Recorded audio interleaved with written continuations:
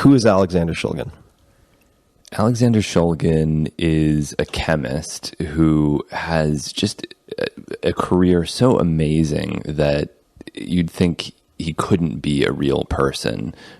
He's very much a product of the 1950s, and I could, tell you his life story in a condensed way, but I'll just do that very quickly. Yeah, the basic story is that Alexander Shulgin came from a poor family of Russian immigrants in California, and he was accepted at Harvard as an unusually young freshman. I think at that time it was somewhat more common for people that were very young to go to college early, and he felt alienated from his classmates because they all had money and he didn't. And he made a small bomb out of mercury fulminate and blew up the windows of his freshman dormitory, and then decided to leave Harvard and join the Navy. And in the Navy, he injured his thumb and had to have a small surgical procedure done to sew up the wound. And before the procedure, a nurse gave him a glass of orange juice that had crystals of morphine that were floating on the surface of the orange juice, and he drank it and passed out, and they sewed up the wound. And when he regained consciousness, he thanked the nurse and said, "Thank you so much for giving me that morphine. It really made the procedure painless, and I don't think I could have gotten through it without the morphine." And she said, "There was no morphine. Those were sugar crystals." And that first encounter with the placebo effect was so profound for him that he realized he wanted to dedicate the rest of his life to understanding drugs and the mind. And when he was in the Navy, he brought this chemistry textbook with him by a chemist named Paul Carrere, and studied it. And, these early chemistry textbooks, they had synthesis of mescaline, synthesis of lysergic acid, synthesis of harmaline. All these things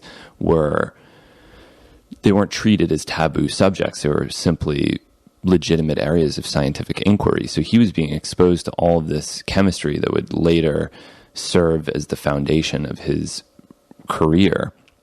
And then he got out of the Navy, went to Berkeley, got a degree in biochemistry, and started working for Dow, which then was it was a controversial time because they were supporting the manufacture of napalm in Vietnam, and there was all this sort of political protest surrounding the work.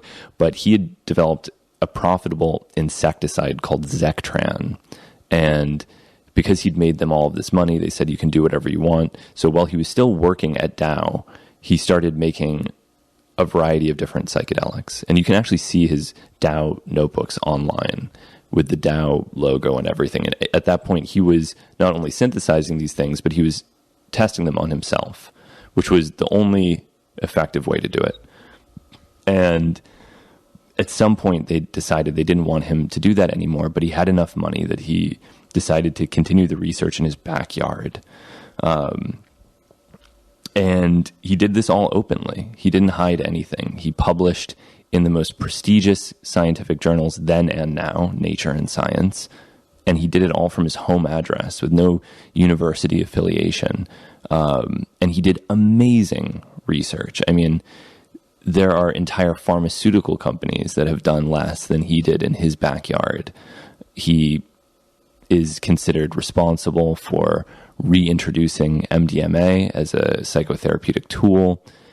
In addition to that, he created countless derivatives of MDMA. He also created a chemical called Ariadne or dimoxamine that was used as a potential treatment for senile dementia. He created methylone, which he patented as an antidepressant. I mean, you could go on and on and on about the amazing contributions of this guy. So he's someone that, you rarely have these experiences in life where you can point to them and say, that changed my life. But I remember as a high school student reading a profile of him in the New York Times Magazine, sitting in my parents' kitchen and thinking, and I wasn't even very interested in drugs. I mean, I was maybe I was probably a little bit more interested than a typical high school student, but I wasn't a druggie. I had smoked salvia and used cannabis a number of times and drank alcohol a number of times, but I wasn't actively pursuing this. And then I read a profile of this guy and thought, wow, he is inventing not only new drugs, but new types of drugs that I didn't know existed and no one knew existed. And he's doing it in his backyard. What an amazing human being. What a totally fascinating creature this person is. And became pretty seriously obsessed with him, ordered his books, read the books. And the books, I think, have many levels to them that you come to appreciate. There's the superficial level, which is you read these things and they're fantastic. Some of the best, not just best books about drugs ever written, some of the best books about science ever written. So, if you're just interested in science, I can't recommend these books. Are they accessible to non-chemists? Yes, they're absolutely accessible to non-chemists because there's a narrative component to each book, a love story, and stories that are more accessible. And then there's hardcore chemistry as well. So the typical way somebody reads these books is you read the stories and you read the qualitative effects of the drugs and you kind of skim over the chemistry because it's too complicated. And that's the way I read it the first time as well. And then there's a kind of second reading, which is, now you've taken, or I had taken, general and organic chemistry, and now I'm ready to really understand these things. And then you realize, okay, wow, all right, this is real. And then the most amazing thing, and this is maybe what really has reinforced my love for him, is then following some of these recipes in a university research laboratory and realizing this is real. This really works. These are scientific tools, and the syntheses that he provided are not only effective, they're often brilliant routes to producing these compounds. And what an amazing contribution this man made. What made him so good, in the sense that presumably other people had access to the same books and similar training? I don't know what distinguishes a great chemist from a merely good chemist. Well, he would actually often say that he was a terrible chemist because his PhD was not in chemistry. He was more interested in biochemistry and enzymes and things like that. And that's an interest that carries over into a lot of his later work in certain ways. But what made him great is not so much the chemistry itself, although that was fantastic. And I would never suggest that it wasn't.